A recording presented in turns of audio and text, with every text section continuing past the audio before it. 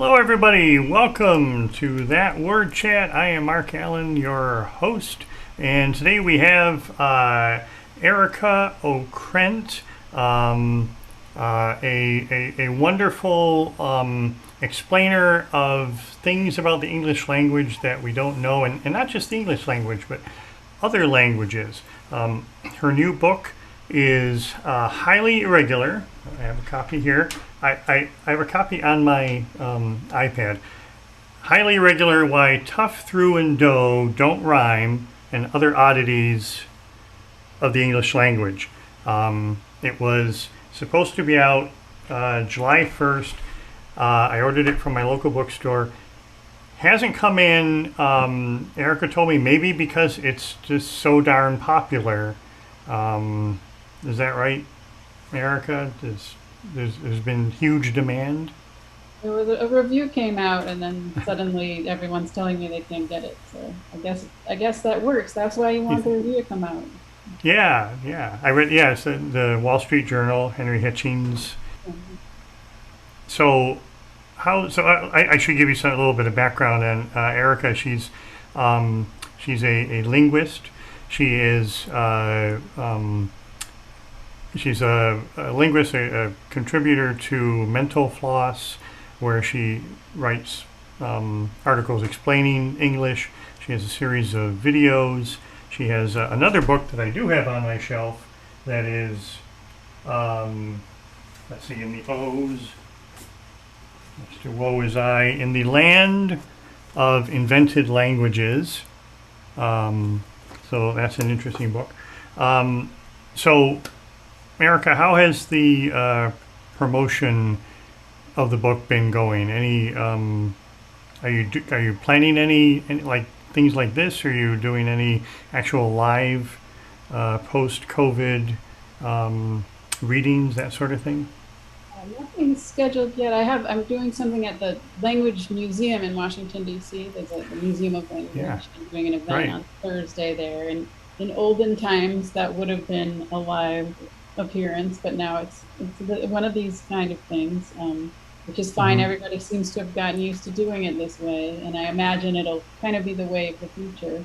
Yeah, I'll be doing that, and there's going to be a BBC spot on England next week. Oh, So, yeah, it'll be on. cool. A BBC video thing or radio? A radio show, the word of Radio? mouth radio show. Yeah. Oh, fun. Excellent. All right. So, what's the book about?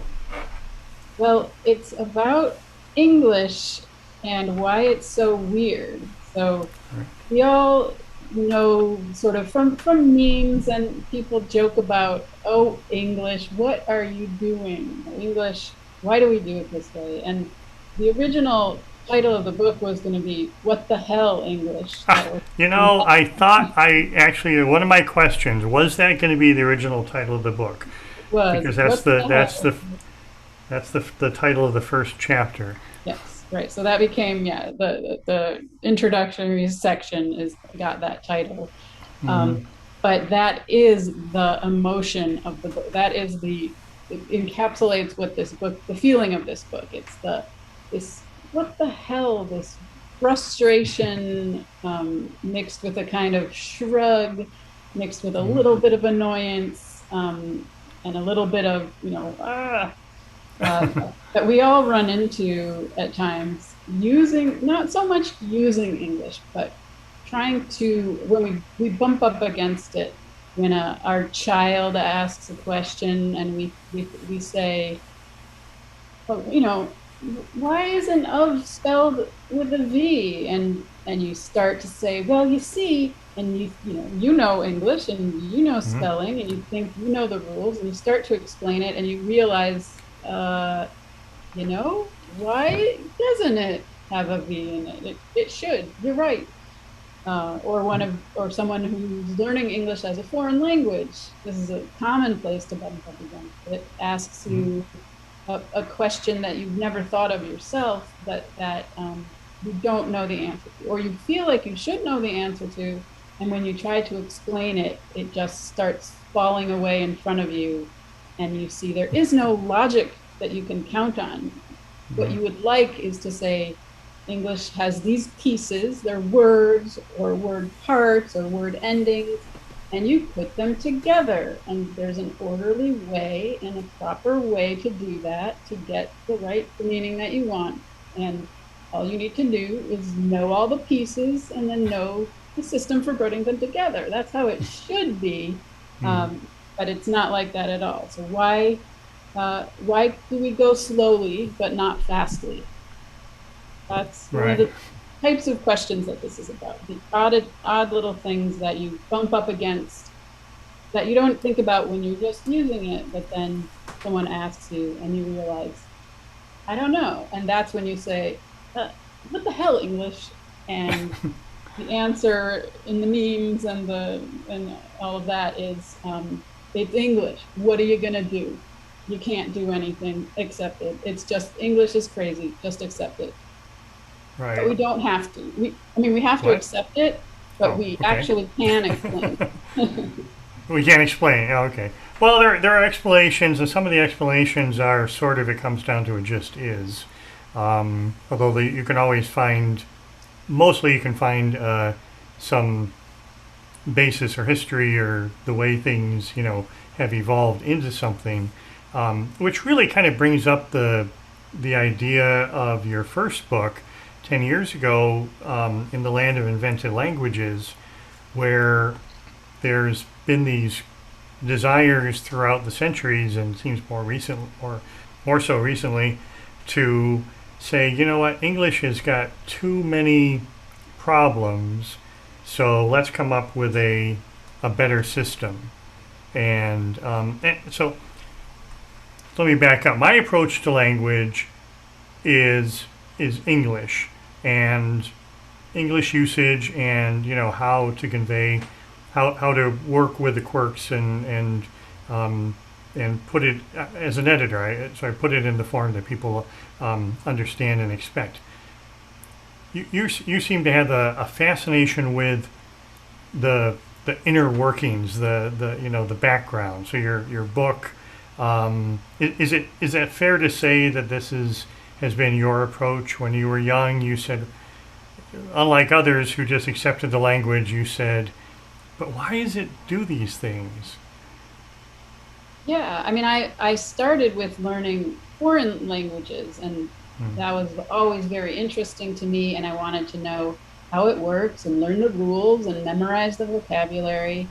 But then at some point I turned it on my own language. If I were learning English, this would drive me nuts. Why don't so and new rhyme? How am I supposed to pick up this text and read it out?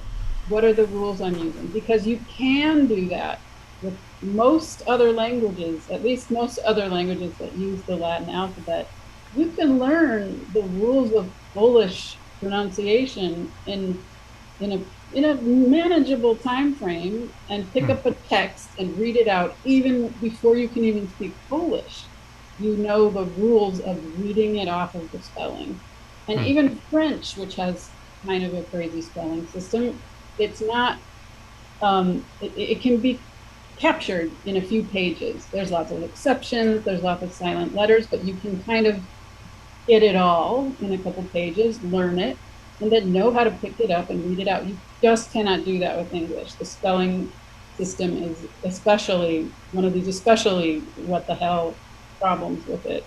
And so looking at my own language through the viewpoint of a foreign language learner got me to see some of the craziness. And then I wanted to be able to answer when someone asks me a question. I wanted to be able to answer at least, I knew it wouldn't be possible to say, here's the rule that you use, follow this rule. But it would be possible to say, well, let me tell you a story about the history of English. And that's what it is. The whole book, if you read it, you can pick out one question or another just to get the answer to that question. But if you start at the beginning and read it through, you get the history of the English language, because that's the why of it. And the approach is, in each section, who's to blame for this problem? Here's a problem. Yeah. Who do we blame for it? and you can sort of organize it that way as a historical timeline. Blame this, we blame that, we blame that. That's So, why. That's the why. so it's okay. You're saying it's okay to be angry with our language. Yeah, Find frustrated. blame. Yeah, frustrated. That, Yeah, that okay. what the hell? That it's not necessarily a I give up. I'm never gonna. I give up forever. It's a I am piqued at you, Yeah. English, and Well, I need to so express that. I've heard, I've heard a lot that English is hard to learn. For English language learners, there's all these, absolutely goofy, crazy things that we don't really, as native English speakers, we just don't think about them because they're, we just do them. But I did hear from someone who said she appreciates English as a language because of the grammar.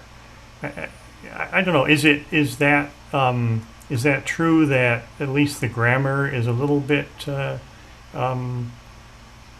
easy to figure out as compared to other languages that may have other senses of words for all sorts of different situations? Yeah, I mean, there are languages that are far harder to learn, especially from an English or European language background. English is so many people all over the world learn English so well all the time. Obviously, English is not a problem. It's not hard to learn. So many people learn it to a really high degree of fluency. I mean, something that native English speakers can't even really comprehend, like getting to that level of facility with another language that so many people in the world get to with English, and they manage it. It's not impossible to do, and it's not even, it doesn't even stop millions of people from being able to do it.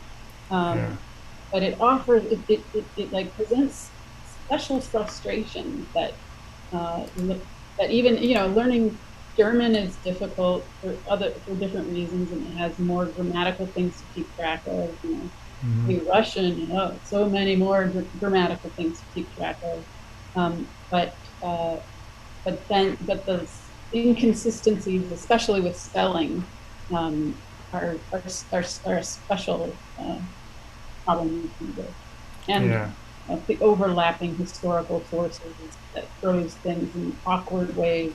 The wrinkles got ironed in a way with English because of those historical sources. Right. And you started with Hungarian? Was that your first foreign language?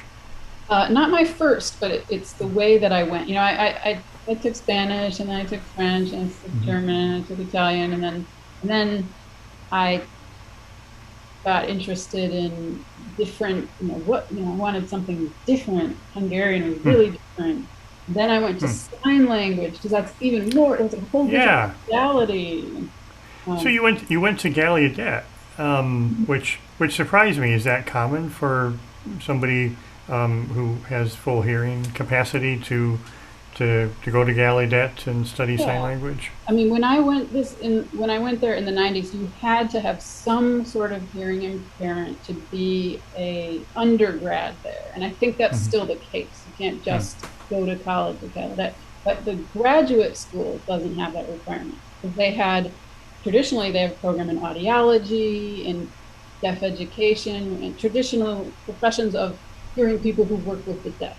Right? So that was sort of the original purpose of the graduate school there, and that's changed. Now the graduate program is mostly deaf people, and the linguistics department at the time I went there was more hearing people than deaf people. That's changed, but now it was different from the rest of the graduate school in that it wasn't focused on a career with deafness, like interpreting or audiology or other things. It was just, what is the structure of ASL? How does it work? That really appealed to me, and that was a wonderful way to do my first. That was my first true encounter with linguistics, the science, linguistics, the field, and doing that freed it from the actual form it takes. Language is language. It's something deeper than sounds or any particular physical signal. Language is something deeper than that. It's a structure and it's a way of organizing information, a way of communication that doesn't depend on sound to exist. So a way to get into it as a field. Okay. So all this is your it seems like your career has always been the study of how language works. You went to University of Chicago for your PhD in psycholinguistics. What is psycholinguistics? That started, so I went from Gallaudet to Chicago with the idea that I would study gesture, the gestures you use while you speak, as I'm doing now. Yeah. What's the line from that to sign language, or the connection got me to gesture. And I discovered at University of Chicago they have this program in the psychology department that studies gestures. Susan Golden Meadow and David McNeil, the researchers there, that studied the gestures hearing people make. So I went in with that, and that connected into the psychology department. So now you're in psycholinguistics, the behavior you use while you're using language. And then I moved on from that. I kind of did something different every year of that program because, that's interesting, And I worked in the brain research lab for a while, and then I ended up working on English. Why English irregular verbs, and so that the psycholinguistics comes from approaching language as a system, as a science, but then the psycho part of it is and how people in the moment use them, what they do, what's happening in their mind, what's happening in their brain when they're using language. Okay. So, and your on your website it says you conducted experiments in a brain research lab, and I love that the image there is of your brain. What sort of work was that?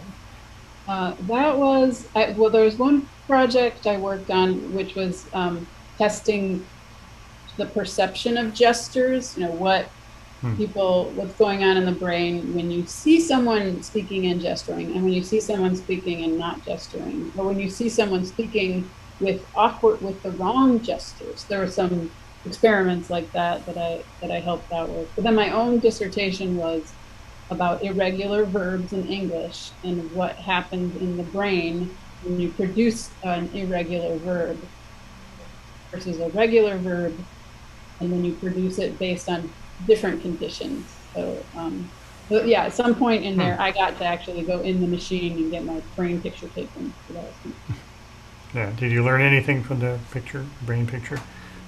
Yeah, well, I looked at it very, very closely. Slice by sure.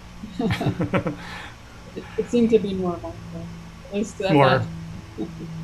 I'm sorry. It seemed to be normal, at least at that time. It was a long time ago. Okay. So you sent me the contents page of the book. I don't know why you didn't send me the whole book. Is it like? Yeah, I don't have it. Okay. I thought maybe I have a million versions of the book. Right, but not the real one. Okay, I assumed you just want the sale because, but it is on order, so it should be coming in. And besides that, I did get the on Apple Books, this version of it, and like you said, the first thing I noticed was the first chapter is what the hell English. And what's the story then? Let's get into some nitty gritty. Why do we say what the hell?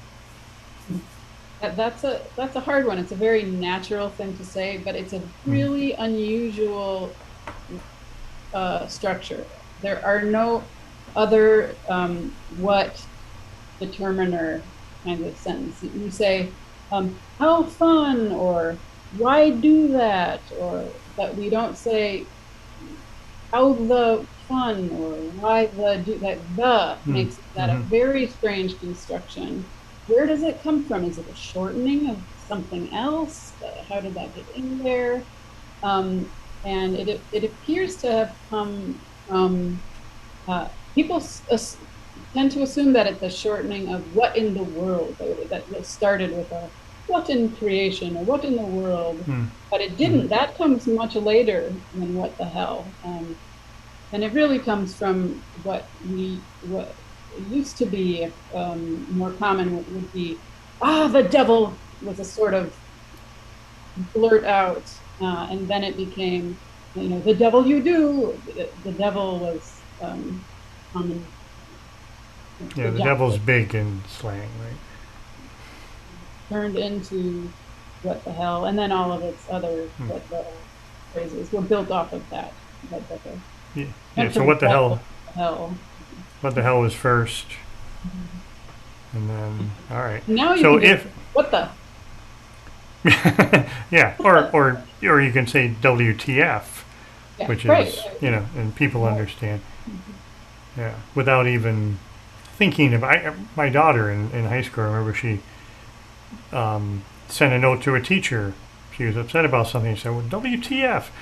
She didn't think, of what the actual what it stood for. She just that's sort of the parlance, at least as far as I could tell. She didn't really think about that side of it. But AF, people say that a lot, is without necessarily meaning the basics. So, if you have any questions about weird things about language that bug you, we can put Arika on the spot and ask her to trace the history and the etymology and the wherewithal of why the language is the way the language is. So I can tell you the who we blame, the sections, like what everything falls into. Is the first one is blame the barbarians, so the old Germanic layer foundation of the language. A lot of stuff is just left over from that. Blame the French. We all know they came in and flooded the language with their vocabulary, changed things around. We blame a lot on them. Then we have blame the printing press with so a lot of our spelling problems come from the bad timing of the printing press. Came in a really awkward moment for English and set everything in stone before it was ready, before it was cooked. Oh, so if we had held off in the printing press, kept it in Germany for another century, language would be simpler? It might have been. We can't say for sure, but it hit English at a bad moment. And if it had come, the writing system of Old English was extremely phonetic and regular. A text in Old English has perfectly logical spelling. But that was before the printing press and didn't spread far and wide, and most people were totally illiterate during that period. But the printing press changed all that. And once more people are literate and they're passing it on and passing texts around, those spellings get baked in. And now we can't. Now there's no way to change them. Yeah, definitely. If we had held it off a little longer, or if it had come earlier, we might have had a really nice spelling system. Okay, so we're blaming the barbarians, blaming the French, blaming the printing press.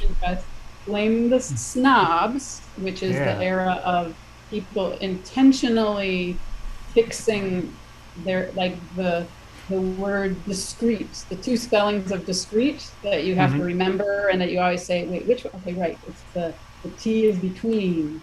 Okay, right. You have to keep those.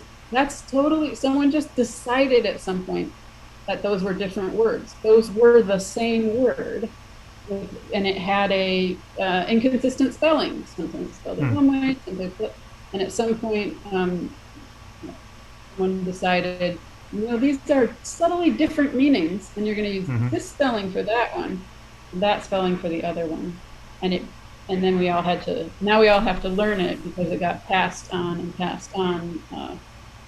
from the way people were educated, or who they learned it from, or the editor that they had that enforced that rule with a slap on the wrist. So that's the blame the snob era, has the intentional manipulations of language in the 1800s, early 20th century. And then the final section is just blame ourselves, because the human language habit has built-in inconsistencies, and every language has irregularities and awkward bits. English has a lot, but that's the way humans do it. And so there's a lot that we can just blame ourselves, and they're going to keep happening, and it's going to keep, they're going to be more, and they're going to keep changing. Okay. Well, we have a couple of questions, I think, from the room.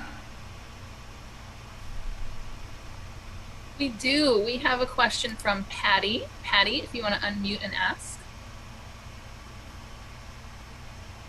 Yeah, hi, Erica. I'll just read my question. I was wondering, with your extensive knowledge of the peculiarities of English, do you have any advice for people who are learning English as a second language? Like, is there anything specific that you've seen works well? You know, I know it's a wild language, but are there any hints for people, some generalities that could, you know, work well for most people? I really don't know. Like, I just have to say that I don't have the experience to know what works. And I know, but there's so much advice out there, and there's so many people who do know. And I would just say that when you bump up against these questions and these whys, most of the time, it's a different, knowing why won't necessarily help you learn it, but it might help you just satisfy your curiosity. So it might even harm you to try to know too much of the why, because really you just have to hear it over and over again. At least, you know, that's my kind of general uninformed opinion of how I think people learn language.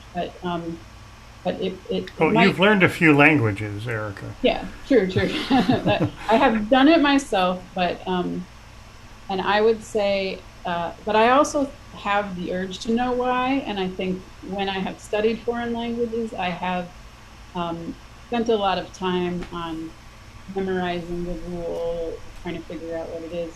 But when I go out into the world, and when I feel myself actually becoming a better speaker of a language, it's never because I was studying harder. It was because I got pushed into a situation where everybody's speaking that language, and I have to go buy safety pins or something. You know, those are the little hills that get me over to actually feeling like I actually am comfortable in it. And none of them are sitting there with a book and memorizing more and more, learning more and more whys. It's just the little kick into the group, like, all right, now start on and going. Yeah, that makes sense. Thanks. All right, I think we have another question. We do. This one is from Pam. Hey, I'm looking for anecdotes. What are some of the fun things that you have learned or discovered when you were looking at words that should rhyme but do not rhyme? Well, one fun thing is the question about why don't so and new rhyme. That was a question from a friend of mine's son, and it hit me like, yeah, right, okay, I should something to do with the vowel. A great vowel shift, and what's going on here. And looking at this question, I found the English town of Shrewsbury, or Shrewsbury. They don't know what their own town is called. People who have lived there all their lives and have for generations. Still, there usually when there's a crazy English place name like Worcester or Humley or something that has nothing to do with the spelling. It's if you say it wrong, then the people who live there laugh at you and say, no, you're obviously an outsider. But for the town of Shrewsbury, they don't have that. It's not, oh, this is the way we say it, and everyone says it wrong. They themselves still haven't come down on how that should be. And that O difference relates back to so, which in history was sometimes actually pronounced Sue, like show and shoe. There are a lot of shro and shrew. There's a lot of back and forth. It goes back and forth in the pronunciation, back and forth in the spelling. But here's this town that sort of embodies that little bit of history in its own pronunciation battles, and there's disagreement about it and battles about it within the people who live there. And I thought that was really fun. The conflict still lives, and it's very specific to this one sound variation. So, in other languages, and I hope I'm not asking something beyond your your experience, but in other languages, you're going to have people separated. In Russia, you have people separated by 1,000 miles, in mountains, in cities. There's got to be some changes in pronunciation that develop over time. So it's not just, I assume it's not just an English thing. So why don't all languages have, or do all languages have these issues with different words spelled different ways? Oh, they definitely do.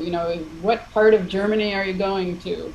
That's, or even any language has that kind of dialect differences based on different vowel pronunciations. But and they all got printing press around the same time, but they got it at a better time for them. So that one, usually in a European country, one dialect becomes the king dialect.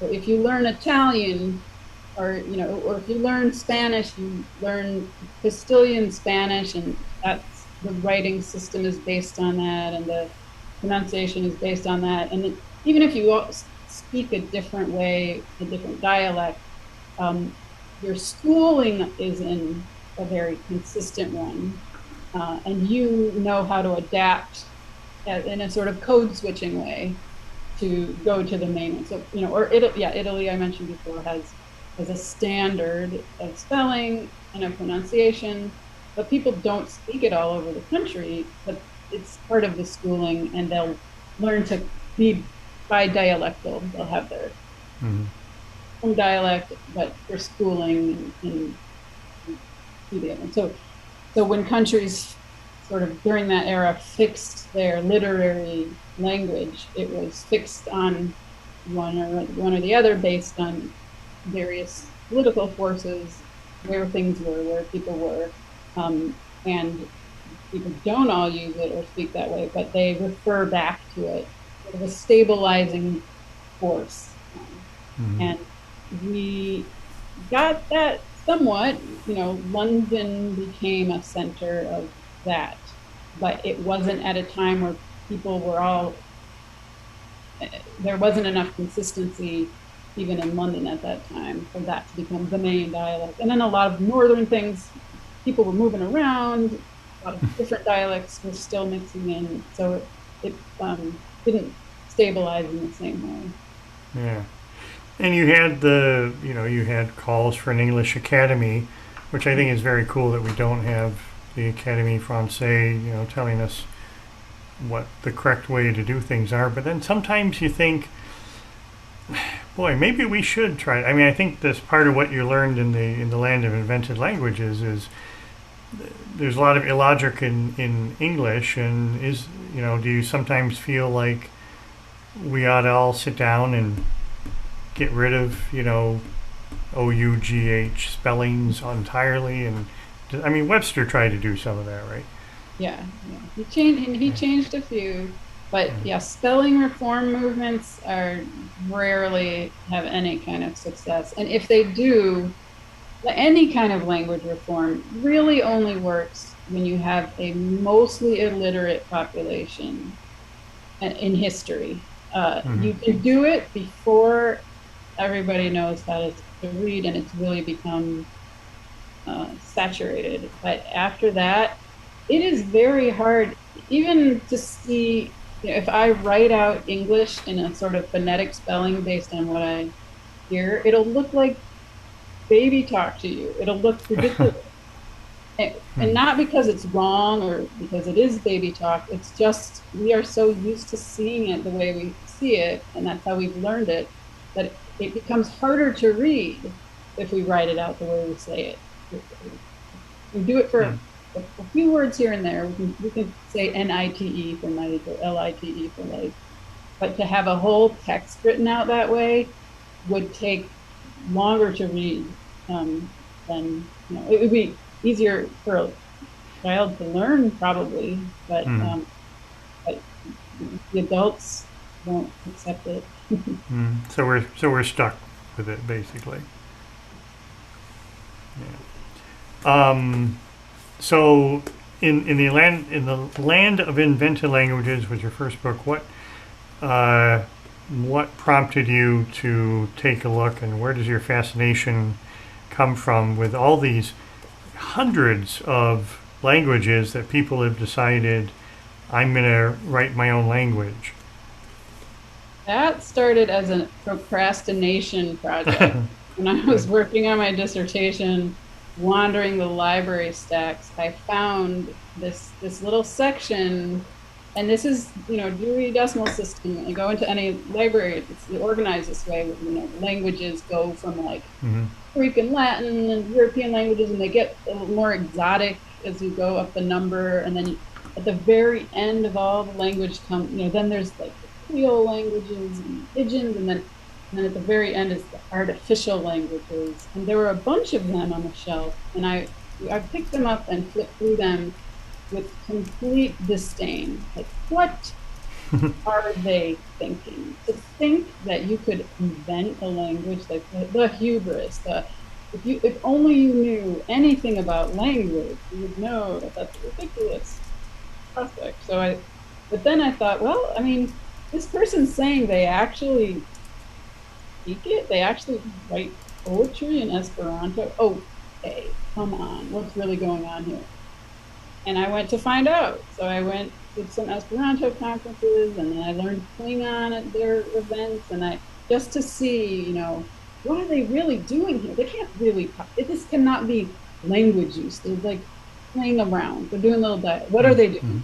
And they were doing a lot more than I thought they were doing. And in many cases, they actually were doing language. Esperanto is a real language. It was an artificial language that became a real language because people used it.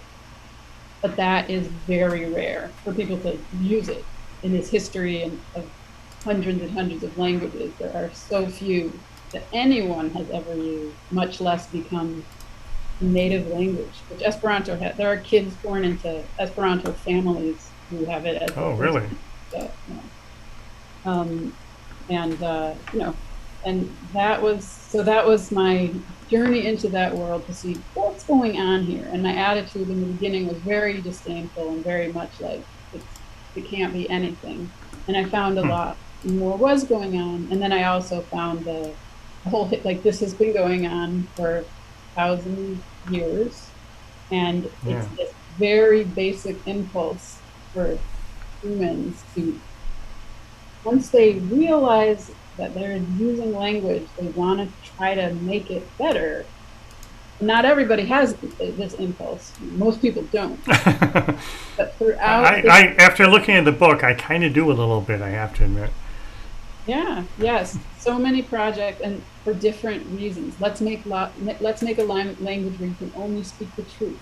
Let's make a language that works like mathematics and everything is combinatorial. Let's make a language that will bring peace to the world and let everyone communicate. Let's make a language that will express a woman's point of view. There's so many reasons for the projects. But now it's an art form. People do it for their own satisfaction. This is my perfect language. What would I like a language to look like? I'll make it, and it's an art project. Yeah. Well, and Klingon, I suppose, is definitely an example, and not something that people are doing, speaking Klingon with the idea that everybody in the world should speak Klingon. It came from from Star Trek. Fictional universe. I want to imagine living in it and fully imagine it. I have some books I pulled out. This is the Klingon translation of Hamlet, Oh yeah. and it's amazing. It's the whole thing is translated, and it's not just substituting in English words or Klingon words for English words. It's got a very different grammar. It's very complicated, and they translated the whole thing, and it's a good translation, like an honest translation. And to do that is such a funny thing about humans, an amazing thing, and yeah, that this exists is really something. So just, I mean, we don't have we don't have tons of time left, but can you give us a little history of? I'm curious about this, a history of the Klingon language, because it obviously you only needed a few words for. I don't even know if it started in the TV show or in the movies. So from there, it grew into this full language. How did that leap happen? Well, the very first vocabulary of Klingon, I think, was invented by the guy who played Scotty on the show. They had a couple of scenes. James Doonan? They had a couple of scenes, and then when they were making the movie, the Star Trek 3, I think, they wanted to have Klingon characters. And in that point, they hired a linguist to make the language for them and to write out the dialogue. And this was Mark Okrent, who I don't think I'm related to, but we might be. Like we have the same. It's a different spelling of the same Polish root name. But, so he was hired to create this language, and he did a very careful job. He used input from various exotic languages he knew, because it's supposed to be a very different alien language, and he put it together. And he also incorporated those words from James Doohan's, so like the canon would be consistent across the whole thing. And there were irregularities and dialect differences and all the things that a normal language would have. And the fans started, they wanted to enter that world, and they started learning it. And then a dictionary came out, and you could learn it. And they created the Klingon Language Institute, where you could take tests and learn, request from him new vocabulary items. And then it became usable. And it's not easily usable, but it is usable. And I've seen spontaneous, natural conversation in Klingon. Oh, really? These events. And now that's the same for, the Game of Thrones languages that David Peterson created. People go and try to get absorbed into that world and learn the language. The Tolkien language, those are harder to do, because he didn't really explicitly map things out like they are for Klingon or for Dothraki. But fans want that, and now you can't get away with you can't have some sort of fantasy universe movie or series and just have them going blah blah blah blah, because fans won't buy it. It has to have some systematic thought behind it. Yeah. So finally, paying work for linguists. Yeah, that's a profession now. Yeah, in language, cinematic language inventor. That's David Peterson does now. He's done, after Game of Thrones, he did a couple other languages for different series, and it's something you can now tell your grandma, what's the job you can get with linguists. Yeah. Hollywood calling. What's the Klingon? How does the Klingon grammar differ from English? What makes it? What exotic elements were put in there? Well, the word order is very different. So English has subject, verb, object, word order, and English. What is Klingon? It's like object, verb, subject. It's the rarest of all the word orders. Oh. And everything is with endings attached. So, a line, from Hamlet, bet, that's to be or not to be, but it's actually continue or continue not, with a little ending on the end of the word. And it's just a very different way of organizing that sentence. And all of it's done with prefixes and suffixes that show you who's the subject and the object, what are various other things about tense and mood, and everything else is stuck on the end. You can't just speak English substituting in Klingon words. Right. You have to switch your mind around. Very difficult way. Mm-hmm. And of course you have it's a warrior language, so you have the sounds that you made there. Is that like every third word is? Yeah, there's this like the back of the throat, like pharyngeal consonants, like pop, pop. That kind of stuff. There's no way, you can't say hello, how are you? They don't say that in the greeting, the standard greeting in Klingon is "Nuknek," which is what do you want? Say hello. Of course, yeah. So it's I mean, I can't just go into a group of Klingon speakers and say "Nuknek," right? I mean, I have to. Is that I pronounce it right at all, or is it? Yeah. It's a little more forceful on the neck. Yeah. Further back in the throat and forth. Yeah, you have to punch out the words. Is that right? Yeah, there's a little more force behind it, and there's glottal stops, and it doesn't roll trippingly off the tongue. But of course, people write poetry, right? They do their wedding vows. They have translated Shakespeare. Music? Are there songs in? I don't know. Yeah, there's songs in Klingon. There's the Klingon anthem. There's some recordings of that out there. But people have fun with it. I mean, they're living in the culture, but they're also having fun with the culture. Like nobody really believes that they are a Klingon and they're speaking Klingon. They're seeing how far you can take it. How far can we actually go in this world? And if, like, can we translate Hamlet? Well, what if we don't have these nicety words? So some of them are, like in one, like Ophelia says at one point, I must go pray. And it's translated in the book as, I must do calisthenics. What would be the Klingon version of that? You know? Not just the translation of the word, but like culturally. They don't pray. What would they do for the same emotional reason? But so the book is full of that kind of thing. So is Esperanto the most successful of the invented languages? Yes, for sure. I mean, I would say people, like, how many speakers are there? It's hard to say because Esperanto speakers will overestimate.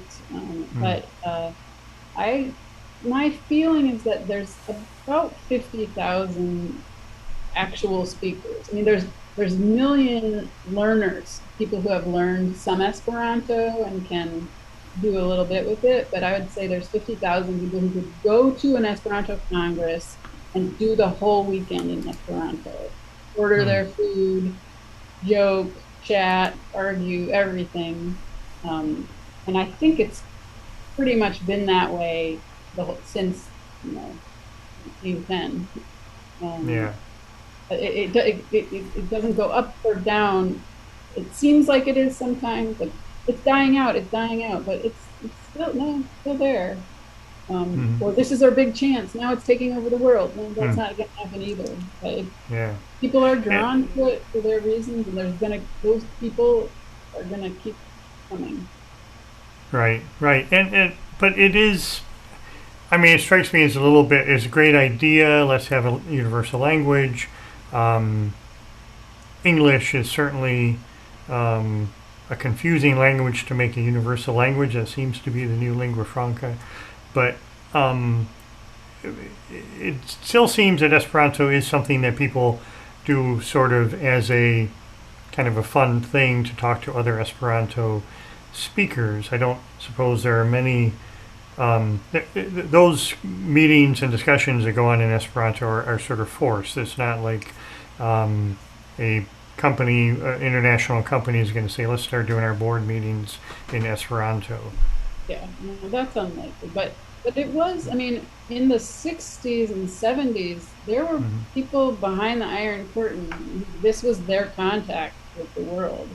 People, it was very popular in Bulgaria and Hungary, and Cuba has a lot of Esperanto speakers, because it wasn't just a let's have fun and play around. It was actually I could get a pen pal, and I could learn about the world. And we talk Esperanto, and you know, I think it still has something of that to it. It's the philosophy of Esperanto is not everyone should speak Esperanto. Let's do away with languages and have this common language. It's that it's not fair if you're not a native English speaker and I am, and we're both meeting on my territory.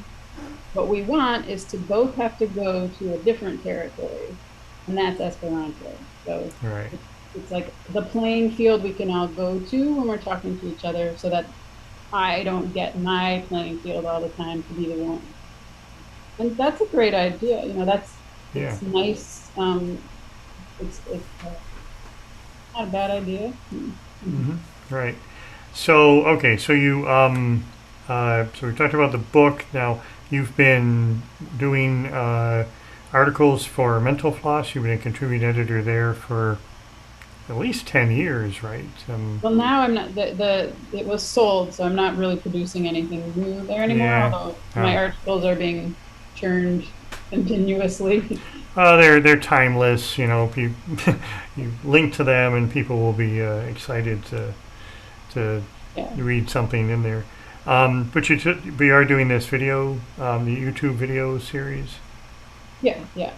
That was a project with Sean. I should mention the book is illustrated. So Sean, who I did the videos with, which was great. It's words and pictures, so you get two ways of getting it in when you're trying to understand the subject. And so we put for the book did a similar thing. It's not him live drawing on a whiteboard like it was. That would be cool. Yeah. But I gave him the pieces, and I said, like, listen, I didn't say draw this or draw that. I said, anytime you feel your attention flagging a little bit, that's where a drawing should go. So that makes it's supposed to, it's supposed to help make those tricky parts a little better. Right. You know, you bring up a point. Why can't I open my electronic version and actually see him doing the live drawing? Wouldn't that be cool technology to add to the, maybe in the next edition? Yeah. So I thought I'd show. I thought we could show a version of that, and this is one you said before. You'd like people to look at the less popular ones. I just did but the most popular and picked number 3 on the list. But this is an example of Sean drawing and Arika explaining language, and this is French words hidden in English words, right? Let me see if I can share screen and actually find that video. Must be this screen. Let's hope that's the right screen. No. Oh, here we go. All right, are we seeing it correctly? All right. Whoops. In English words. That's A lot starting of over. English There we go. French phrases hidden in English words. A lot of English words come from French words that we borrowed, but some English words contain whole French phrases within them. Let's take a petit tour. What is vinegar but sour wine? And that's exactly where the word comes from too. Vinegar is vin aigre, or sour wine. Curfew goes back to the medieval regulation where the village bell would ring in the evening as a signal for everyone to put out their fires. Hence, curfew, couvre-feu, or cover fire. A dandelion has notched, pointed petals that look a bit like lion's teeth. In any case, that's where we get the word dandelion from. French, dent de lion, or lion's tooth. We also get our name for the spikiest animal we know from a French phrase. A porcupine is a porc épine, or spiky pig. Denim, that coolest of cool American looks, got its start as a twill fabric from Nîmes, a southern French city known for textile manufacturing. Denim is from Nîmes, de Nîmes. Okay, it's pretty obvious that debonair is a French word, but have you ever broken it down? De bon air, of good air. A debonair person has a good disposition, a nice air about them. A mortgage is a type of pledge. If the loan can't be paid, the lender gets the property. If the loan is paid off, the property is the borrower's. When either one of those things happens, the pledge dies. The mortgage is a death pledge, mortgage. Mayday is a distress signal for when you really need help. It comes from venez m'aider, or come help me. And this little tour of French phrases should help you get to know these English words a little bit better. All right. That's fun. And you have I counted 61 of these, is that correct? Yeah, I'm not even really sure yet. We did a lot of them. I'm glad I turned off the screen sharing because I got YouTube just showed me foot fungus for some reason. Glad you didn't have to see that. But anyway, I'm sorry. So you have how many do you have? I'm not sure. We used to do 2 a month for a while, and then I don't even know. Yeah. Okay. I counted 61, but I wasn't sure. Maybe I had some hidden somewhere. I'm not sure. So so that's on YouTube. So those are fun. Those are. Do you have a favorite that we should have shown that was maybe less? One that I really liked was why do we have what causes a foreign accent? It wasn't necessarily about English words, or a lot of them are about fun words, this or that. But that one was really hard for me to do. It was very hard to explain in 3 minutes, and I feel like it came out really well. So I like that one. So can you explain it in 30 seconds? Why do we have accents, foreign accents? Well, the example that I use, and it comes up in the book too, has to do with our perception of language. When we our language has certain sounds, and English has an L sound in it, a L sound, and we know it as L. It's like L, cool, life, whatever word it comes up in, it's the same sound for us.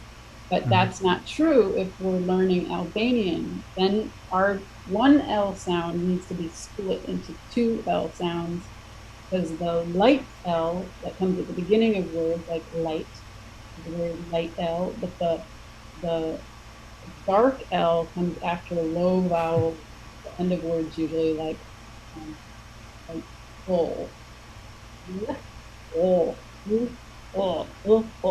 Those are different sounds in Albanian, and you need to know that difference. And if you are speaking Italian, you only have the light L, not the English dark L. So you will sound funny in English, because instead of saying full, you'll say full, because you're trying to do the light L at the end of the word with a low vowel, but no, you change it in that position. And that's not something, that's something that makes the Italian speaker sound funny and speaking English, and it makes the English speaker sound funny speaking Albanian, because we're not splitting them the way we should. And it's usually that we, when we're speaking a foreign language, we grab from our little bag of sounds the closest thing, but it doesn't always match what their things are. So, yeah. Yes, that was almost a 3-minute explanation. No, that was worth it, because actually we were looking forward to hearing you speak Klingon, but the Italian accent was worth doing. Full of light L's. And light L and dark L. That's kind of a cool. Light. Yeah, the Albanian has a word lum, which is different from lum is different from lum. They're different words because it's different.